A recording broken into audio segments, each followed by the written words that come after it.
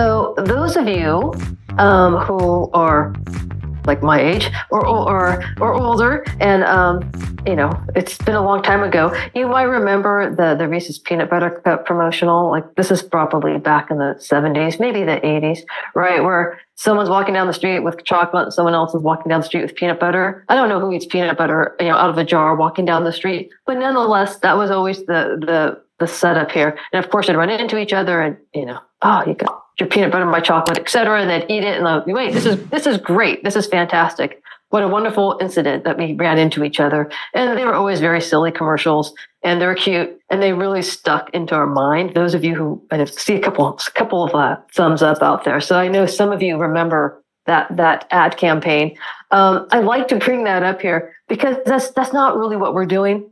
We're not really mixing these things together and blending it in a way which is, creating something new.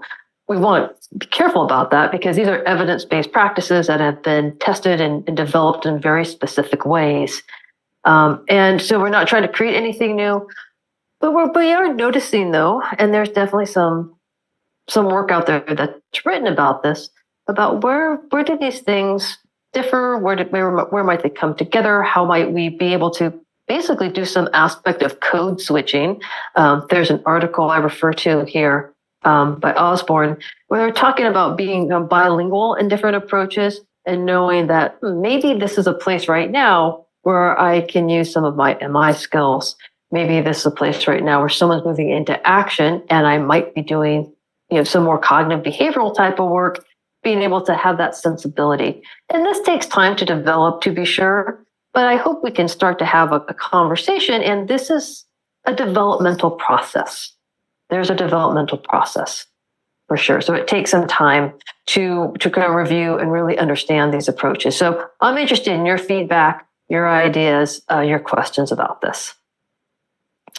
So one place where I'll start, which I think is really very important place to start, is just around the idea of the trans-theoretical stages of change. So the trans-theoretical stages of change are exactly that. They are irrespective of theoretical orientation or approach. So whether I'm working kind of more psychodynamically or whether I'm working in a more cognitive behavioral or narrative way, as I'm sitting with someone and thinking about who they are, the change process will be pretty much the same.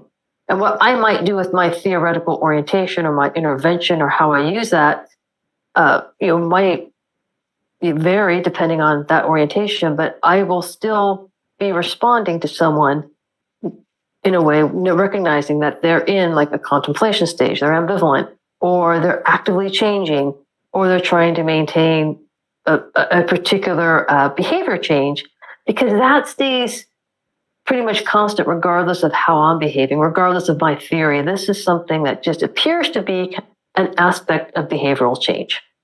Right?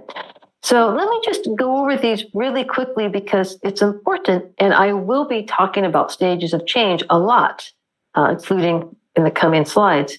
And so you'll notice I have this red circle around these first three stages, and these are stages that we often refer to as reaction. So if we think about stages of change and change being moving away from like a status quo situation, like right now I am smoking, and if I move into a change situation, maybe I am not smoking anymore, or I'm cutting back, but I'm doing something different. All of the still smoking behavior is what we call pre-action. And this is a place where motivational interviewing is particularly useful.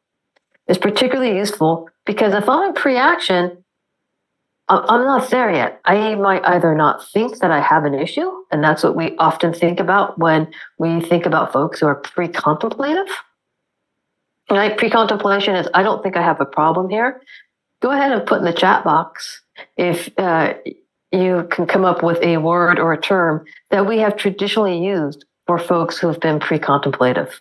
There's a way in treatment that often, as providers, we've labeled people who feel like, I don't have a problem with this. Other people have a problem, but I don't. Right? Yes, so Jamie got it there. In denial, lack of insight, resistant. We got a lot of folks here. lots of ideas or resistive, right? So we can see like how that labeling right from the get-go, like if that's the way I'm starting a session, that's what I'm thinking about someone, like it puts me in a place that feels a bit tense, doesn't it? Like I'm in this position where you are resisting or you are denying, and I got to work on that as a practitioner. But in this approach, it's like, listen, it's not about resisting or denying. It's just someone doesn't think just objectively that they have a concern. That's just what's going on. And in contemplation, that's the kind of next level where someone is starting to become aware. I have a problem. Like, I have a problem, but I'm not doing anything about it. Maybe I'm not even sure if I want to. I feel two ways about that. What do we call that situation? I feel two ways about something. I can see where it probably would benefit me if I quit smoking, but I don't want to go through the withdrawals. It's really uncomfortable. Yes, Deborah got it. It's ambivalent. Absolutely. It's absolutely ambivalent. Yeah, especially for folks who are mandated or voluntold to come into treatment. It's a really different situation, isn't it? Because I'm not even sure. I'm only here because I want to stay out of jail, which is actually a good reason to go to treatment. That seems to make sense. But my heart might not be totally into it. It wasn't exactly my idea. And then in the third kind of stage here of preparation, here's where someone like cognitively, now I get it. I know I really need to do something. I'm going to quit smoking, but I haven't done it yet. And this is important because for many of us, we think the thought, we think it through, we get to some sort of decision or clarity, but the behavior can take a while to catch up. Right? The behavior can be something that maybe doesn't happen quite right away because there's still this, I'm not quite sure how to do this, or what am I going to do if I have these uncomfortable withdrawal symptoms? And, I need support, or I'm not really sure when to start. So we prepare, and for us as providers in this case, we might be doing some like coaching or guiding in that particular regard because they're more or less there, but not quite. So motivational interviewing, I'll review MI really quickly in a minute, is where we're at in that place. MI is perfect for this because we're patiently exploring with someone their ambivalence. We're being curious with someone. And that often, if we're doing MI correctly, we are in a place where we're supporting their movements and ideas towards change, kind of gathering that together. And that allows us to start to move into action, even if it's the tiniest piece of action. And action is often where we hope folks would be when they come see us, but they aren't necessarily. And so the MI can be very helpful to help someone discover where they need to start.